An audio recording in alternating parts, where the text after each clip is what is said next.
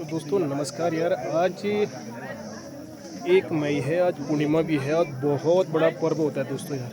तो मैं गया हूँ चनोली मंदिर में और यहीं से करता हूँ नई ब्लॉगिंग की शुरुआत के साथ सबको पहला प्रणाम नमस्कार दोस्तों यार। और आज ब्लॉगिंग बनाने का मकसद ये होता है कि आज है नैनांग।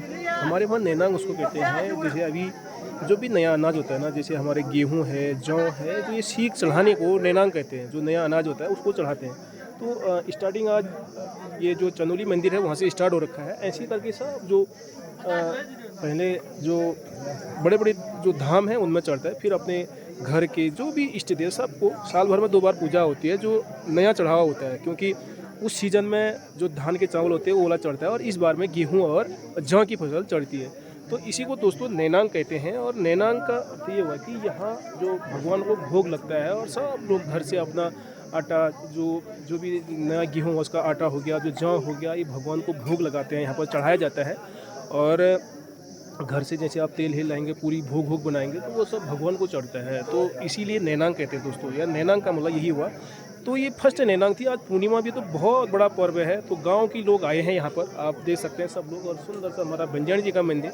और थोड़ा सा मैं बंजारी जी के मंदिर के बारे में ज़रा सा मैं बता भी दूंगा आप लोगों को, क्योंकि ये चनोली नाम नहीं था यार, चनोला नाम था यहाँ पहले। चनोला का पंडित जी यहाँ रहने वाले थे और यहाँ का नाम चनोला के पंडित जी के नाम से ही चनोली पड़ा। और क्योंकि चनोला पंडित की 2 औरतें थी, तो एक बार की कहानी है कि भैया यहाँ पर जैसे आंगन में 2 मोस्टू में राशन डाला होगा और उसमें क्योंकि बंजारी जी साक्षात थे, वो बोलते थे पहले, और कुछ इधर उधर मोस्ट से राशन किया होगा उन्होंने, क्योंकि उसका वो तो धान सुखाने लगा तो एक सूप उसने अपने उसमें डाल दिया चुपचाप से। तो जब दूसरी आई उसने कहा मेरे उसमें कम है, तो उसने भी एक सूप डाल के दूसरा सूप डाला। था बंजारी जी ने कहा बस इतना ही था, क्योंकि बंजारी जी उस समय बिल्कुल साक्षात बोलते थे।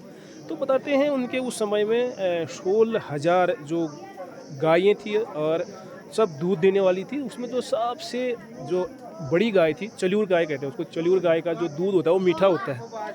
तो रोज़ पंडित जी यहाँ नीचे गांव में से ऊपर को यहाँ को हगा देने वाले थे और 16,000 गायें थी और उसमें सबसे जो स्वादिष्ट दूध होता है चल्यूर गाय का होता। तो उसने देखा है कि शाम को दूध लगाने का जब टाइम आया तो गाय ऑटोमेटिकली यहाँ आकर के अपने दूध दिन में ही दह लेती। मतलब दूध जो बंजारी जी की यहाँ पर उत्पत्ति हुई ना, तो यहाँ पर अपने आप ही दूध दे दो। तो शाम को जब वो हाल लगे तो पंडित जी परेशान हो गए, भैया ऐसा क्यों हुआ करके।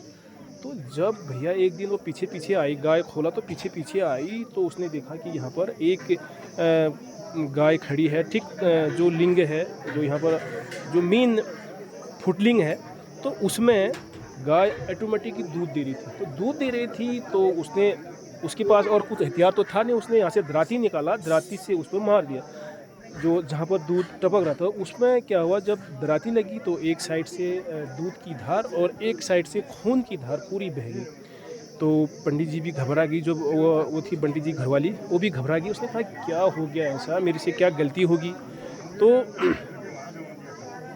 होते करते दोस्तों यार अब उसने माफ़ी भी मांग ली और वो भी कर ली। तो एक साइड से दूध की धार और एक साइड से, तो ये यहाँ की कहानी है। और ये फूलिंग जो यहाँ पर है वो ऑटोमेटिकली जो ऊपर वाला है वो वही है। तो दोस्तों यार मैं अभी आगे कहानी और भी है इसकी, बहुत बड़ी कहानी है इसकी। मतलब आपको पूरा 1-2 दिन में बहुत शॉर्ट बता रखा है। और तो दोस्तों आप बने रहेगा मेरे वीडियो को। जिसने डी करूँगा ब्लॉग को फॉलो नहीं करेगा तो आप फॉलो करेगा। और अभी यहाँ पर मंदिर में कौन कौन लोग आए हैं मैं जैसा दिखाता हूँ यहाँ पर। और कल परसों यहाँ पर भागवत भी चला था, कल ही यहाँ पर पारायण भी हुआ है। और तो आज पूर्णिमा थी, फर्स्ट नैनांग भी होगी है। तो आप बने रहेगा। मैं अभी ज़रा सा मैं बैक कैमरा करता हूँ, फिर दिखाता हूँ आप लोगों को यहाँ के मंदिर के बारे में और यहाँ के बारे में सब दिखाऊंगा आप लोगों को। आप बने रहेगा मेरी वीडियो के साथ।